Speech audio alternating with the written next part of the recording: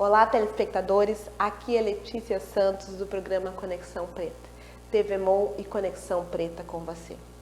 Hoje nós estamos recebendo o Sérgio Rosa, que é produtor de conteúdos culturais afro e vai nos contar a sua história. Como está, Sérgio? Olá pessoal, tudo bem? É uma alegria muito grande poder estar aqui participando contigo, Letícia, fazendo esse bate-papo que com certeza será negrejado. Então é uma satisfação muito grande. Sérgio, a gente te convidou para o programa justamente pelas produções que tu tem feito. O Papo Negrejado, o Sérgio ele faz uma série de conteúdos para YouTube, para TV, é ator, é diretor, é produtor cultural. Mas a gente quer te conhecer, Sérgio. Quem é o Sérgio Rosa? O Sérgio Rosa é um cara sonhador. Ele é um homem fisicamente, mas um garoto em sonhos, que acredita na importância da arte e fez da arte a sua profissão. Hoje eu posso dizer com a maior alegria, e eu me sinto muito feliz quando eu chego em algum hotel e quando eu estou fazendo a ficha naquele hotel, a funcionária me pergunta: qual é a tua profissão? Eu posso dizer: eu sou ator. Então, saber que aquele garoto lá do interior de Venâncio Aires, que trabalhava na lavoura de fumo e sonhava em um dia ser ator de teatro, e hoje ele pode se dizer, porque ele é um profissional das artes, ele é um ator de teatro, isso é uma realização. Então eu sou esse sonhador, que continua sonhando, fazendo da arte o seu instrumento de conquista profissional, econômica, mas principalmente sem esquecer o propósito da arte, que é a transformação social e humana. Okay. Sérgio, essa trajetória, de morar em Venâncio Aires, uma cidade do interior do Rio Grande do Sul, as lavouras, enfim, e chegar à posição de ator. É um processo, é uma longa história que a gente vai querer escutar. Com certeza. Eu sei que quando eu descobri o teatro, quando eu tinha 12 anos, quando lá na minha comunidade veio um grupo de teatro com mais de 20 atores e um desses era um ator negro. E quando eu vi ele em cena, eu falei para mim mesmo: eu quero fazer isso. E lá tinha um grupo de jovens, Mensagem, que todo dia 24 de Natal eles faziam um espetáculo de Natal, uma peça de teatro, só que tinha que ter 15 anos para entrar, eu tinha 12. E eu entrei com os 15, comecei a fazer pequenos papéis, e em 2002 eu produzi um espetáculo, e mesmo sendo uma comunidade interior, o espetáculo era apresentado dentro de uma missa, numa igreja, com mais de 700 pessoas. Em 2002 eu estreiei o meu primeiro espetáculo, eu montei o meu primeiro espetáculo, e a partir dali eu não parei mais. E daí hoje estou circulando por várias cidades do Rio Grande do Sul e de outros estados. E me conta um pouquinho sobre essas produções, Sérgio, porque assim a gente sabe que o teu trabalho é baseado na temática negra, Sim, nas pautas negras. A gente sabe que muitos dos teus projetos eles são baseados na fala das negras, essas falas negras que a gente tem. Eu queria que tu contasse um pouquinho desse teu trabalho. Sim, a questão de quando tu se descobre negro, porque é um processo, a gente nasce com a nossa pele preta em diferentes tons, mas a gente se transforma negro de acordo com as nossas vivências. E quando tu te torna negro, tu te transforma negro, o teu olhar ele muda. E daí tu passa a se tornar, muitas vezes, uma ferramenta de luta e de enfrentamento a esse racismo tão presente hoje na nossa sociedade. E eu fiz da minha arte essa ferramenta de transformação. E eu passei a produzir muitos conteúdos, muitos produtos. Eu tive lá em Venâncio uma companhia de atuadores negros de 2008 a 2012. A gente produziu filmes, livros, semanas culturais. O nosso trabalho repercutiu no estado e também a nível de Brasil. Em 2012 essa companhia ela termina os seus trabalhos e daí eu começo a pensar a minha carreira profissional, porque eu era o único que tinha o sonho de viver da arte, viver do teatro, e eu começo a construir a minha carreira solo, profissionalmente falando. A questão da cultura, ainda no Brasil, a gente sabe que precisa de fomento, que ainda é uma questão de viver da arte, ainda é extremamente delicado. E também a gente sabe da pouca participação dos atores negros. né? Em peças de teatro, em comerciais de TV. Aqui em Montenegro a gente tem visto assim que ainda é um trabalho que precisa se organizar.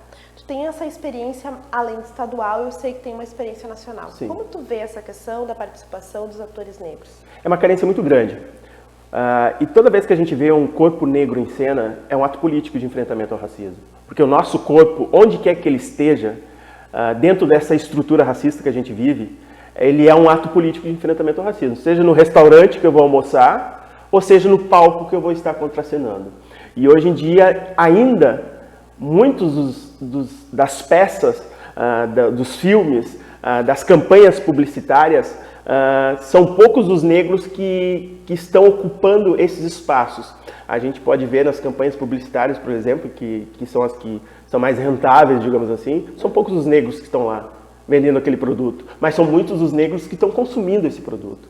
Então, e muitas vezes esses negros, ao mesmo tempo que estão nos comerciais, eles não estão na estrutura da empresa. A empresa vende com aquela imagem daquele ator negro, para que o consumidor negro também possa consumir aquele produto, mas lá dentro da empresa desse produto não tem negros ocupando cargos de lideranças, de cargos de chefia. Então, a arte ela tem o papel de dar visibilidade para essa comunidade negra através dos personagens que nós interpretamos. E nós já estamos cansados de ser faxineiro, não que esses trabalhos sejam menores, mas dentro da arte, nosso corpo negro, somente ocupando esses papéis, já deixou de ser hora de mudar esse cenário. Tanto que há alguns anos atrás, a Thaís Araújo fez uma novela chamada A Cor do Pecado, e ela foi protagonista. Muito bacana, mas a novela, o título da novela, A Cor do Pecado, trazia nesse título algo racista, porque lá atrás, no processo de escravidão, quando a Igreja Católica intitulava um negro como a cor do pecado, porque era aquele negro que não queria aceitar a catequização dessa Igreja Católica. Então, a cor do pecado. Tá. Tu trouxe uma fala em que nos reporta a questão da cultura como um ato político, né? Um ato democrático. E isso a gente tem discutido muito com os jovens em todos os setores, qual é o nosso papel político como seres políticos e como a cultura faz isso em todos os setores e principalmente a toda a comunidade. Como é que tu vê isso? Essa questão da cultura trazer essa discussão política dos movimentos sociais? A cultura agora, nesses últimos 2 anos, por exemplo, que foram 2 anos dolorosos para todos nós, ela teve um papel fundamental, um papel de cura. E por quê? Porque nós estávamos isolados dentro das nossas casas, sem ter acesso a nada. E o que seria dessas pessoas, o que seriam de nós, se não fosse a arte? Se não fosse a música para ouvir, se não fosse aquelas lives com apresentações para assistir, se não fosse tanta arte que chegou a nós e foi um mecanismo de proteção, mas um mecanismo de cura também para nós. Então, e quando essa arte ela faz pensar, aí que ela se utiliza do seu propósito. Porque a arte ela precisa desconstruir, ela precisa fazer reverberar, ela precisa tirar o público da zona de conforto. Quando eu vou assistir um espetáculo, quando eu vou assistir um filme, no momento que termina o filme eu preciso estar transformado de uma forma diferente. Eu não posso ser o mesmo Sérgio que começou a assistir. Não, tem que se transformar, porque esse é o papel da arte, é transformar, é fazer pensar, é fazer com que as pessoas reflitam. E é por isso que existe muito pouco investimento em arte, porque infelizmente os nossos gestores, sejam eles municipais, estaduais ou federais, na grande maioria das vezes, eles não querem que o povo pense. E para não pensar, a gente não fomenta o fazer artístico, o fazer cultural. Mas a arte, ela é economia criativa e ela cria muitos empregos, ela gera muita renda para os municípios e para o Estado. A gente tem falado bastante sobre a questão de representatividade, sobre o papel de pauta, sobre o quanto personagens negros trazem representatividade e principalmente fazem a gente pensar sobre nosso espaço de fala. Como é que tu vê essa questão, essa relação de representatividade, cultura, arte e o teu próprio fazer, assim, como um ativista dos movimentos sociais? Acho que a arte ela tem um papel crucial, né? A arte ela nos coloca dentro dos espaços. Ela é uma ferramenta que nos teletransporta para várias situações. Por exemplo, eu estou circulando com um espetáculo afro, e a Dudu, onde eu trago toda essa carga histórica que o racismo proporciona aqui no Brasil. Porque o racismo ele não é um fruto de hoje, do agora. Ele é uma consequência de mais de 350 anos de escravidão que continuou na pós-abolição, porque a escravidão ela não terminou. Ela só virou uma escravidão diferente, mas ela continuou. E a arte, ela leva esse debate para dentro de diferentes espaços. Hoje eu só consigo entrar em algumas escolas, por exemplo, para fazer esse debate através do espetáculo. Eu só consigo entrar em feiras de livros para fazer o debate sobre o racismo por causa do espetáculo. Se não fosse a arte, se não fosse o teatro como ferramenta, em vários lugares que eu já passei, não teria tido esse debate e esse olhar negro sobre essas pautas. A arte ela tem isso de trazer para o nosso cotidiano para cada vez mais próximo, principalmente nas escolas. Eu acho que a questão do teatro principalmente faz esse papel importante de trazer a discussão, né? Sim. De acessibilizar. E aí a Dudu, eu tenho visto, tenho acompanhado nas redes sociais, tem circulado por todo o estado, tem, enfim, feito, assim como outras formas e manifestações de arte que eu também tenho acompanhado, né? Sérgio, conta pra gente o que mais que tu tá fazendo. Cara, eu adoro produzir. Depois que eu me descobri artista, eu não consigo mais sair da arte. E por mais que nós, profissionais da arte, somos vistos pela sociedade como vagabundos, preguiçosos que não querem nada com nada, por quê? Porque as pessoas só compreendem a arte quando ela está no palco, quando ela está numa exposição, numa galeria, quando o cantor está cantando. Só que todo o processo de construção, é como aquele iceberg que só vê a ponta, tu não vê todo o tamanho dele para dentro do mar. Assim é a arte. E daí a gente muitas vezes não é compreendido e por isso, por não ser compreendido, não é valorizado. Mas a arte, esse processo, ele é muito importante de se construir artista, de se conceber artista. E hoje, quando eu estou com algum espetáculo, por exemplo, o Papelito, que é o outro espetáculo que eu viajo sobre a importância da leitura, eu estou há 10 anos com eles circulando. São mais de 460 apresentações em 164 municípios de 5 estados. Então, quando eu olho para trás e vejo que há 10 anos atrás esse era um sonho de viver da arte, e hoje quando eu olho para trás e vejo por onde eu já passei com essa arte, o quanto eu já estou produzindo a partir daquele meu primeiro passo, e as pessoas acham que não é possível viver da arte. É possível sim viver da arte, claro que tu vai ter que trabalhar com disciplina, tu vai ter que trabalhar com entrega, com doação, tu vai ter que abnegar de muitas coisas e de pessoas, muitas vezes, para viver daquela arte. Mas é possível sim. Quando tu faz com amor, com dedicação, e tu acredita na importância daquele trabalho, a coisa flui, a coisa flui. E hoje eu posso dizer que eu sou um artista, estou produzindo, já produzi filmes, longas metragens, documentários, já produzi 2 ano passado, mesmo dentro do processo de pandemia, eu produzi 2 documentários, um sobre os 50 anos do 20 de novembro e outro sobre a questão dos quilombos.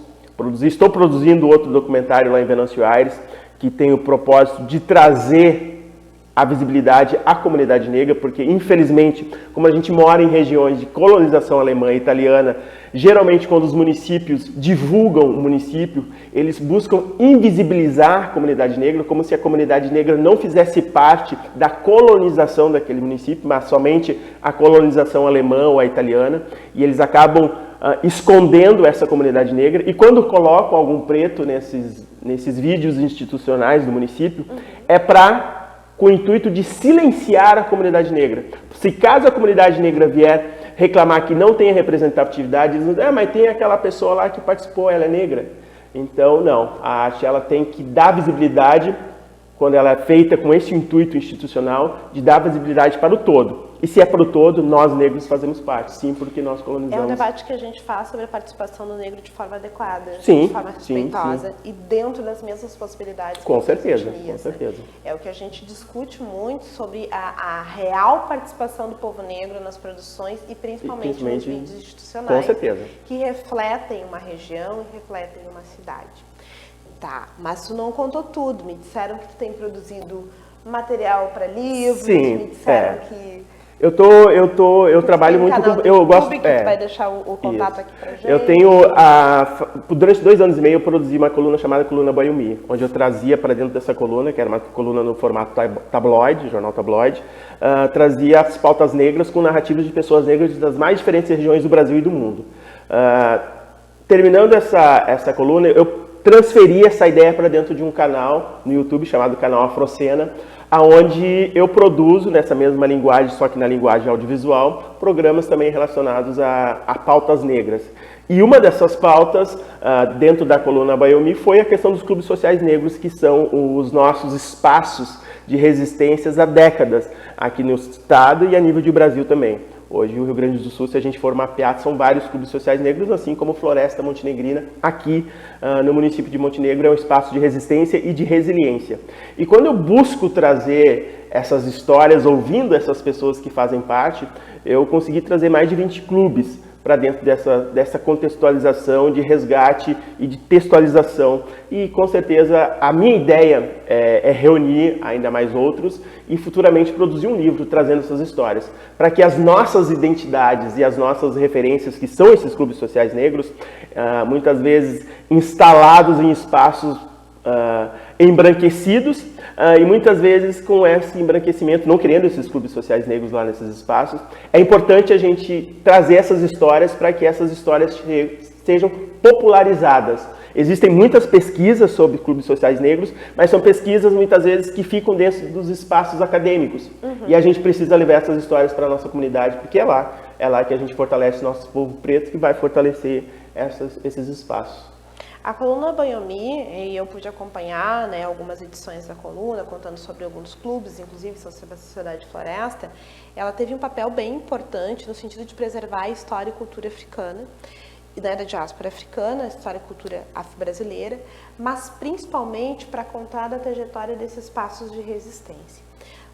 E como é que tu vê esse movimento clubista, né? Porque ainda algumas pessoas, Sérgio, elas se questionam por que haver clubes sociais negros, né? Qual é a necessidade de se manter esses redutos negros ainda nas cidades? Como é que tu vê isso? Eu acredito que é de fundamental importância esses clubes sociais negros, porque são espaços de encontro, porque por muitas décadas, e hoje, infelizmente, a nossa sociedade, ela esconde, por muitos anos, nós pretos, os nossos antepassados pretos, eles eram proibidos, com risco de violência, de frequentar esses clubes sociais da comunidade branca, digamos assim, que tem nas cidades. Então, esses clubes sociais negros, eles partiram dessa carência de se ter um espaço para pensar, para se divertir, para socializar. Então, esses clubes sociais que hoje estão com 80, 90, 100 anos, são clubes que surgiram dessa resistência. E hoje essa resistência ainda precisa, porque o racismo que existia lá atrás, ele continua existindo hoje. Então, se esse racismo existe hoje, as ferramentas de resistência e de enfrentamento a ele precisam continuar existindo. Então, por isso os clubes sociais são fundamentais, porque ali o negro vai se encontrar, ali o negro vai se divertir, mas ali o negro vai pensar políticas afirmativas e de resistência a esse racismo que está matando lá fora. Porque hoje em dia, a gente morre a cada 23 minutos no Brasil, morre uma pessoa negra. E se está morrendo pessoa negra, precisamos ter espaço para que essa comunidade pense e comece a ver meios de se construir e se fortalecer para enfrentar esse racismo. Essas políticas de reparação, elas são muito necessárias. Algumas pessoas ainda têm muita dificuldade em entender por que a necessidade de acontecerem e ainda serem pensadas políticas de reparação, enfim, promoção da igualdade racial e muitos outros movimentos que a gente acha essencial nessa luta, nessa caminhada dos povos negros. Como é que tu vê assim, esse crescimento dessa necessidade da gente estruturar melhor essas políticas, tanto de reparação quanto de promoção da igualdade racial e até essas reparações históricas que a gente tem discutido ao longo do tempo? Como é que tu vê isso? Eu acho que é fundamental. Acho que não tem como se pensar uma sociedade melhor, com pessoas melhores, sem pensar em fazer esses enfrentamentos estruturais que existem no Brasil, pegando o princípio do racismo. O racismo ele é estrutural, ele é institucional. E como se enfrenta ele? Com políticas afirmativas. é colocando a nossa comunidade negra dentro de ferramentas que proporcionam essa quebra dessas estruturas, seja no setor privado, porque não adianta eu dizer que eu sou um antirracista, mas eu não coloco pessoas negras para ocupar cargo de chefia lá na minha empresa. Eu não adianta dizer que eu tenho um amigo negro, mas eu não sou capaz de auxiliar para que ele se desenvolva profissionalmente. Não adianta eu dar uma cesta básica para uma família negra lá na comunidade, mas quando eu vou num restaurante e vejo que um casal, alguma pessoa negra sentou da mesa ao lado, eu já fico olhando meio atravessado. Não, lá o que tu fez foi uma ação social, mas o que tu fez ali no restaurante é racismo. Então a gente precisa compreender. E as políticas de afirmação, elas vêm para potencializar essa comunidade negra, não vêm para tirar lugar de ninguém. Por exemplo, muitas pessoas das cotas, por exemplo, muitas pessoas gritam contra as cotas porque ela vai estar tirando vaga de alguém que tem capacidade. Não, mesmo sendo cotista, aquela pessoa tem capacidade. Mesmo sendo cotista, aquela pessoa tem direito de estar. Porque hoje se grita contra as cotas, mas não se fala contra a lei do boi que tinha em 1963, onde filhos de fazendeiros brancos e ricos estudavam nas universidades e voltavam para a fazenda dos seus pais para aplicar esse conhecimento. Se fala das cotas de hoje, mas não se fala das sesmarias, quando imigrantes italianos e alemães vieram para o Brasil e ganharam sesmarias, pedaços, hectares de 2, 3 hectares de terras, para construir, sendo que os negros que ficaram aqui por 350 anos sendo tratados como animais, em 1888, aquela falsa princesa Isabel liberou eles sem direito a nada. Então, são esses olhares que as políticas de afirmação fazem hoje. É uma reparação. É o que a gente discute sobre que essa abolição, né, não nos tornou livres. Não. O dia seguinte foi tão ruim quanto o processo de escravização da comunidade negra. Com certeza. A gente ainda vê os resquícios e principalmente a falta de espaço cultural, de respeito, entre outras questões. Nós moramos em Montenegro, enfim, ele é de colonização alemã, assim como Venâncio Aires. A gente sabe que são processos que ainda a gente discute, questões de racismo estrutural, questões de racismo, aqui a gente tem uma discussão sobre sexismo e preconceito racial, a questão da cultura também, da abertura dos espaços. Montenegro é a cidade das artes, né? Mas a gente ainda discute questões de maior participação do cenário. Como é que tu vê assim, essa questão de morar numa região de cultura alemã e esse espaço para a gente produzir conteúdos culturais afros, assim, enfim, essa movimentação política, como é que é para ti? É um desafio. Tu ser artista já é um desafio. Tu ser um artista negro é um desafio ainda maior. E tu ser um artista negro e morando num estado que é um dos estados mais racistas do Brasil, e morando em cidades de colonização europeia, por exemplo, italiana, alemã, é um desafio ainda maior. Porque a gente já acorda sabendo que, de alguma forma, a gente ou vai ouvir, ou vai ver, ou vai sentir alguma ação racista direcionada a nós ou direcionada a alguém próximo a nós. E as pessoas que não são negras, elas precisam compreender que nós fazemos parte desse processo. Que nós somos uma engrenagem desse processo, que elas não estão ali porque é o espaço delas, não, é o espaço nosso. Nós que construímos essa estrutura material que a gente vê espalhada hoje pelo Rio Grande do Sul, esses prédios.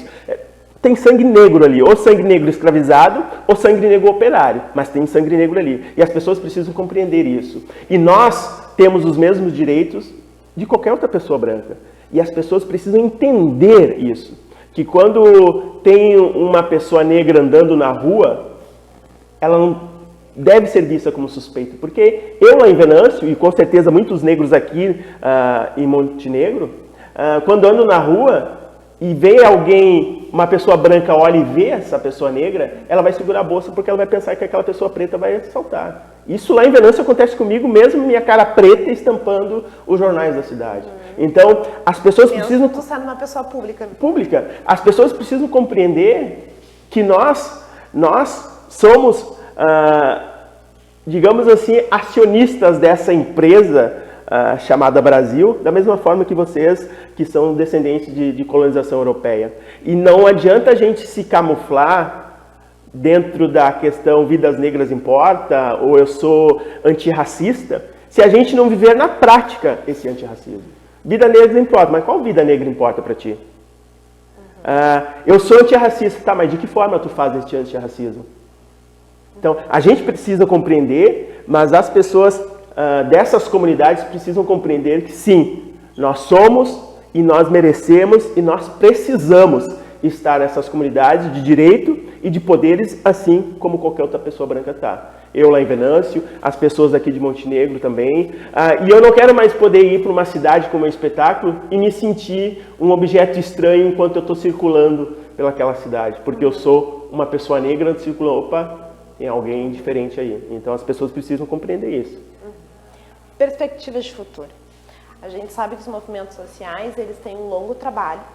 A gente é muito envolvido em diversas atividades, mas sempre há uma preocupação, né? Eu, mãe, mulher, mãe de um homem negro, tu também, né? Enfim, com família. Como é que tu vê essa questão do futuro dos nossos jovens em relação ao preconceito racial, a esse espaço, esse papel de fala? O que tu pensa, assim? Eu quero que eles tenham o mesmo direito que eu, porque eu tenho 14 anos. Porque a estatística diz que eu tenho 14 anos. Porque a estatística diz que a grande maioria dos homens negros, eles morrem antes dos 30.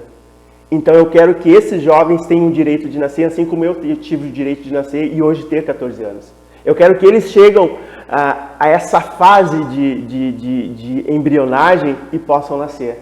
Assim como eu nasci após os 30 anos. Então eu quero que esses jovens possam ter o direito à vida. E eu daqui a alguns anos, quando eu tiver com meus 60, 70, eu possa voltar para alguma cidade e ter conversado com algum jovem preto e ele lá com seus 30, 40 e dizer: lembra aquele garotinho que tu conversou lá naquela escola? Sou eu. Pois bem, eu nasci, eu tive o direito de nascer. Então é isso que eu quero que a nossa juventude tenha, o direito de nascer a partir dos 30 e não morrer a cada 23 minutos. Ok. Sérgio, e para quem quer contratar o teu espetáculo, quem quer te trazer para a escola, para a cidade, como é que a gente faz? Onde é que a gente te acha? Quais são as tuas redes sociais? Bom, quem quiser contratar, eu tenho 2 espetáculos, um espetáculo de incentivo à leitura, Papelito, que está circulando há 10 anos, participando de várias feiras de livros, eventos literários. Estou em cartaz há 3 anos com o espetáculo Iadudu, que é um espetáculo que traz a questão do racismo através de um corpo de uma mulher, o meu personagem é uma mulher. Então quem quiser contratar tem o Instagram, sergio.rosa.374, tem o WhatsApp que é 519-9670-1033 e são essas redes sociais. Tem o canal Afrocena, onde quem pesquisa e busca conteúdo afro com certeza vai encontrar bastante conteúdo lá. Sérgio, foi um prazer te ter aqui, foi um prazer poder escutar a tua história. A intenção do programa Conexão Preta é justamente a gente poder contar trajetórias e que a tua trajetória é belíssima. O Sérgio tem muita coisa ainda para contar, acho que vale a pena seguir o canal Afrocena, seguir as redes sociais dele. Ele responde, é interessante assim, que ele mantém esse debate com a comunidade e é muito importante a tua participação. Sérgio, tu quer deixar uma última mensagem? Muito obrigado, pessoal. Obrigado por terem participado e terem assistido. É isso aí. Vamos negrejar, vamos escurecer o nosso olhar, escurecer o nosso debate. E, é claro, vamos viver a arte intensamente. Quando olhar para um artista, não pense que ele é um vagabundo. Pense que ele é um trabalhador, assim como você, lá no seu escritório, lá na sua lavoura, lá em qualquer lugar que você esteja trabalhando. Nós, artistas, somos trabalhadores da arte. Até breve. Aqui Letícia Santos, no programa Conexão Preta na TV Mon. TV Mon e Conexão Preta com você.